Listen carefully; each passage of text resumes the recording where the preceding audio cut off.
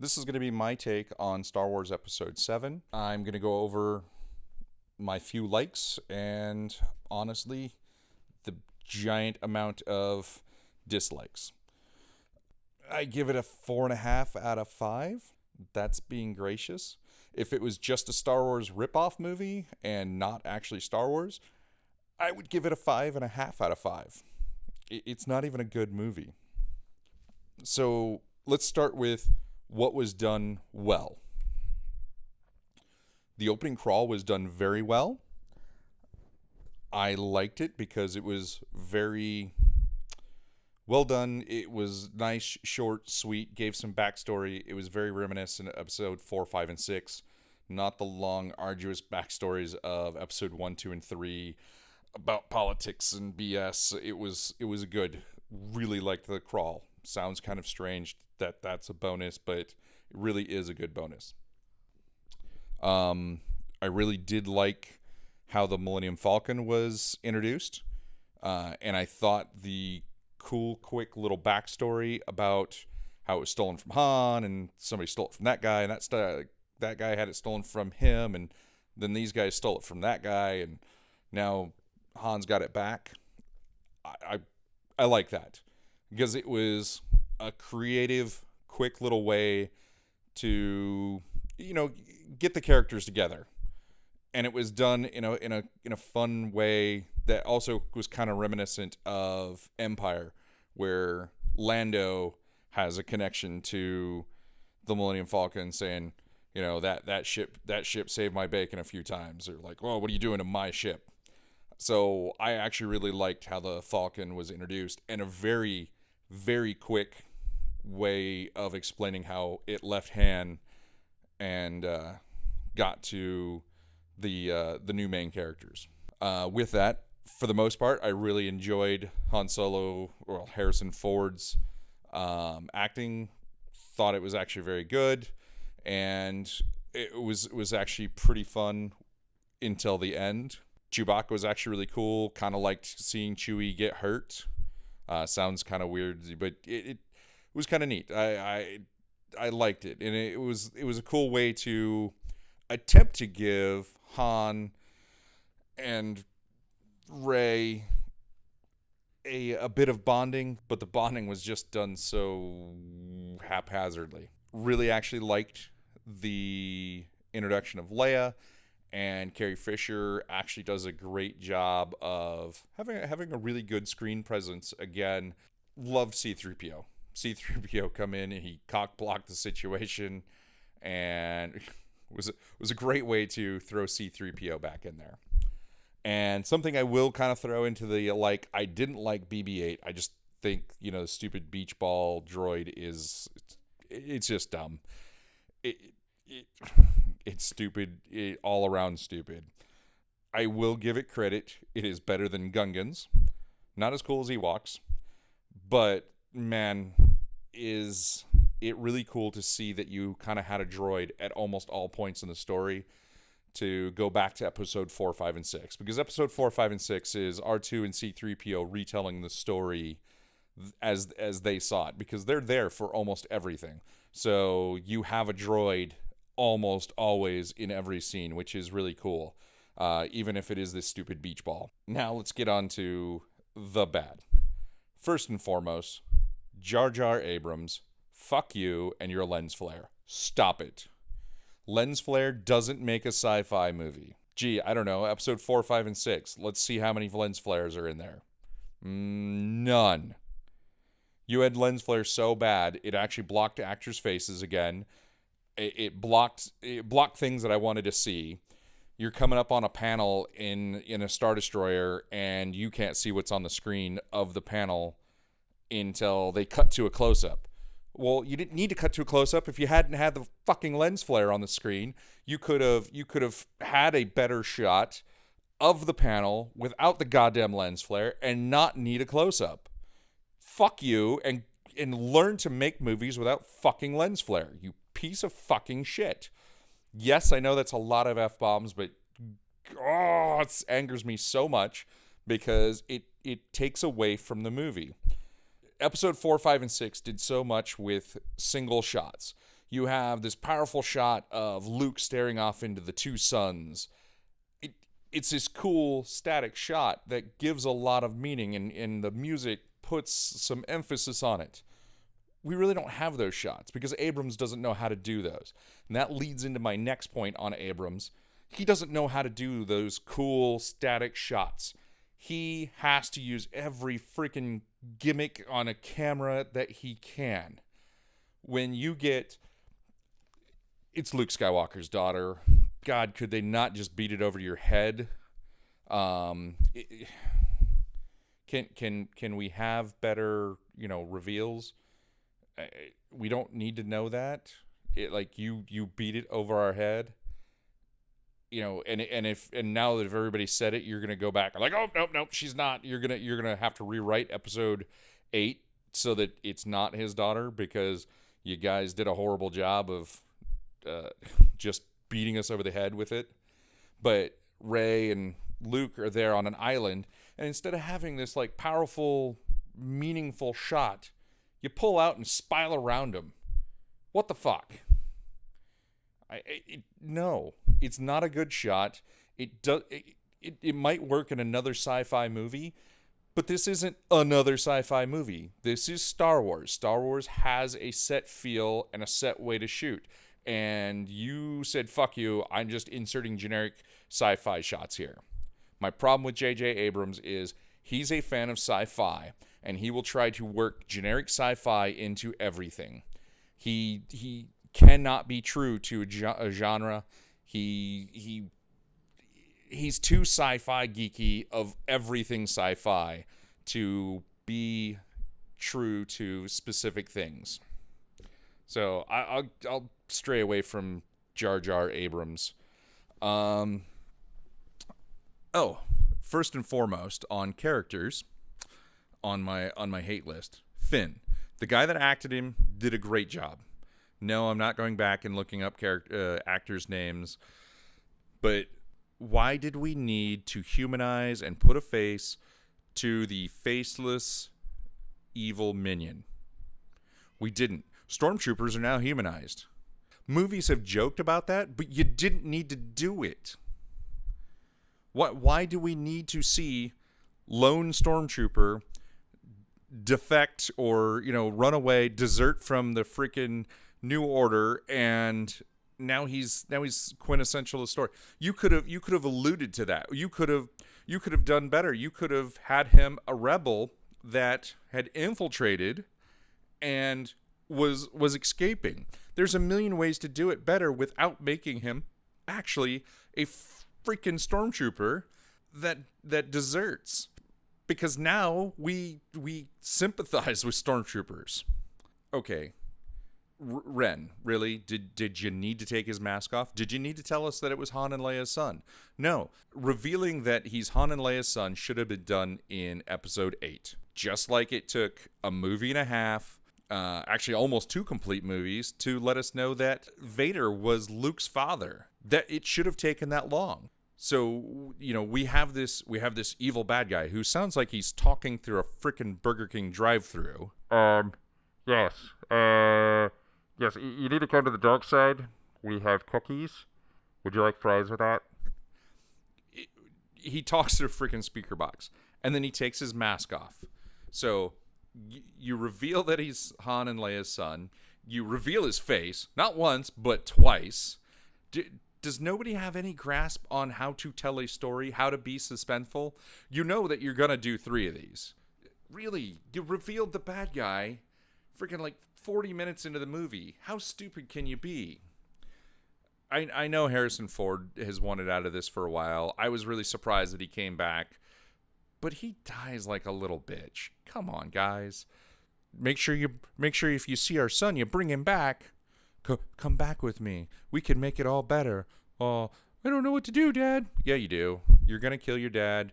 We knew it as soon as Han offered Rey a spot on the ship and said, Chewie likes you. Oh, Han's gonna die.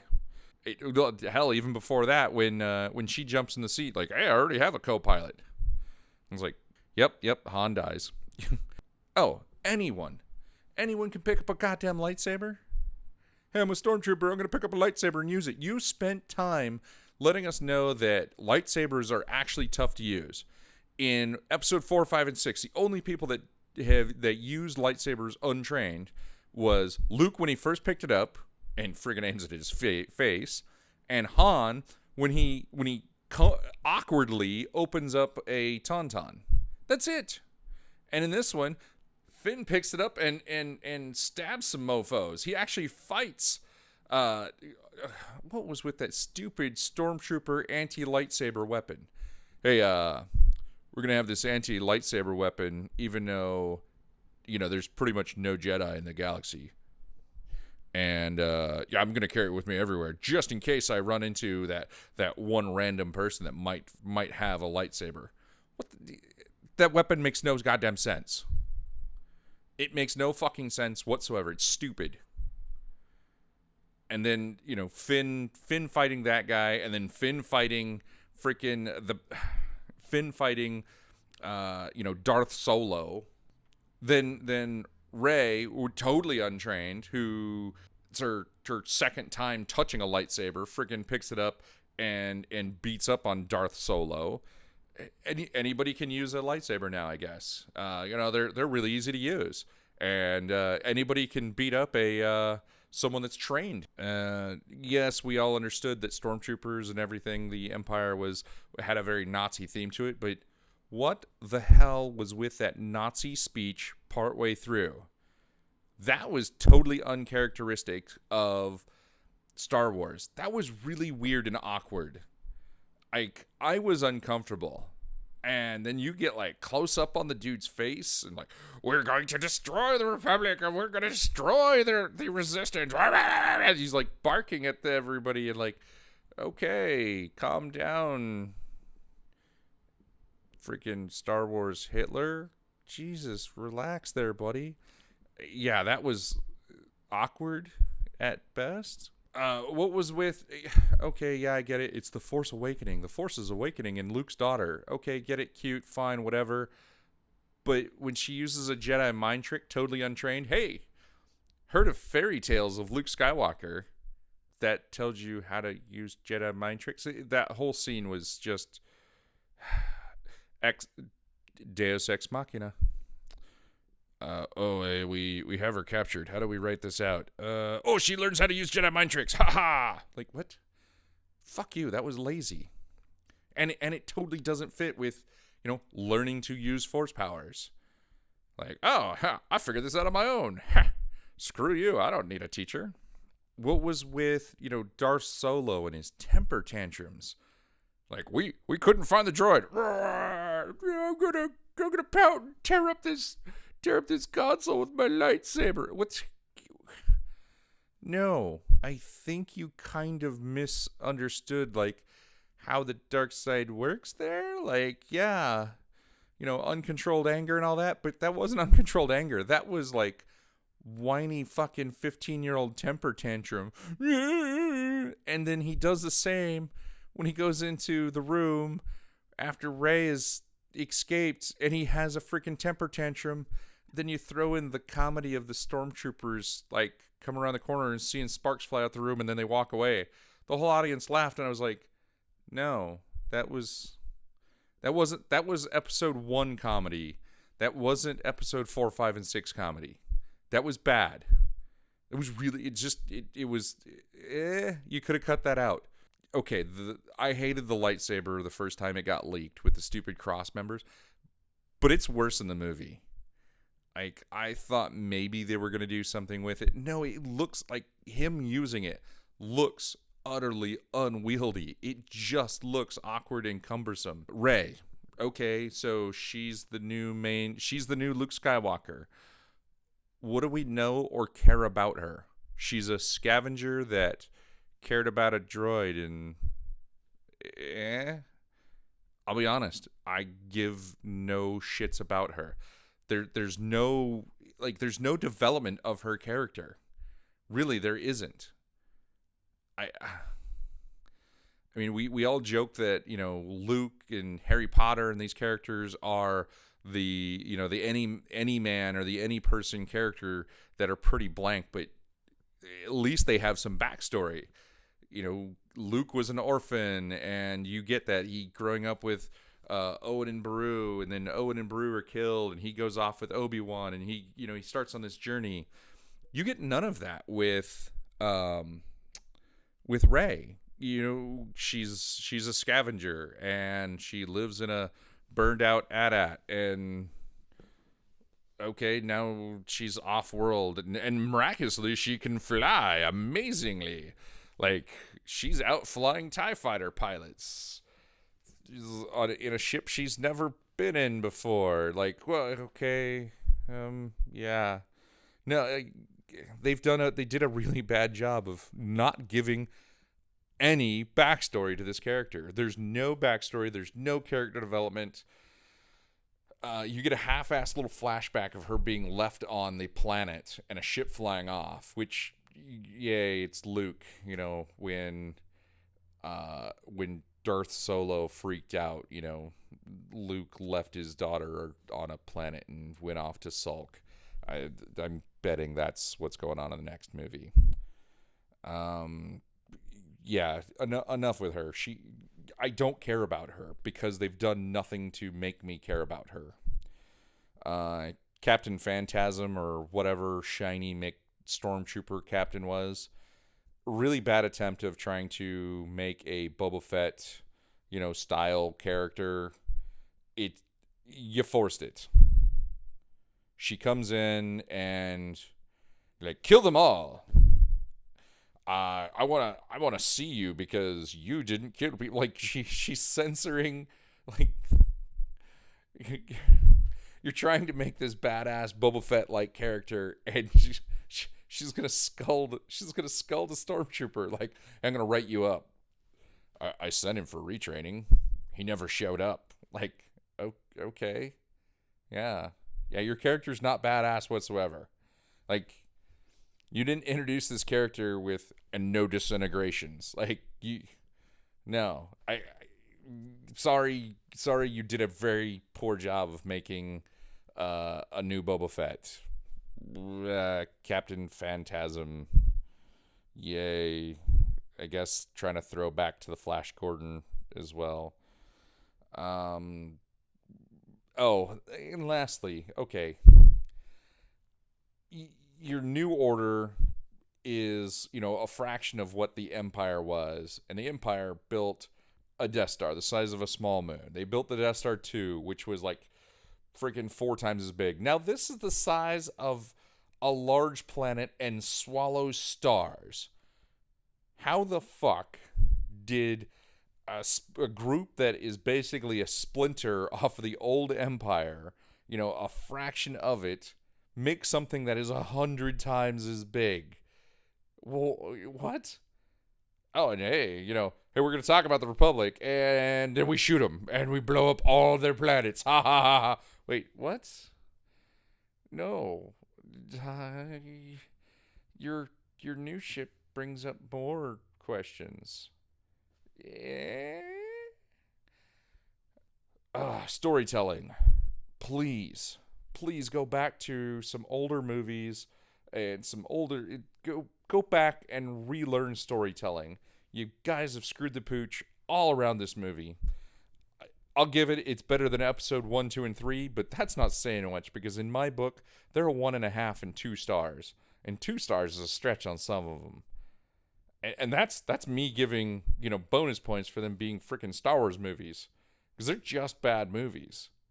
This is a bad movie. You revealed the bad guy. You gave away plot points that didn't need to be given away. You didn't develop characters. You gave humanity, and you humanized the faceless bad guy. Stormtroopers. You've done so much wrong in this movie. Just please get a different director. Please get a better story writer. Find some of the people that made the original movies and made them magic. Because, one, we know it really wasn't Lucas, because look what he did with episode 1, 2, and 3. And we know it's not freaking J.J. Abrams, because he can't figure this crap out. He screwed up another franchise. So I'm going to sign off with, at best, I can give this 4.5 stars out of 10. And screw you, Jar Jar Abrams.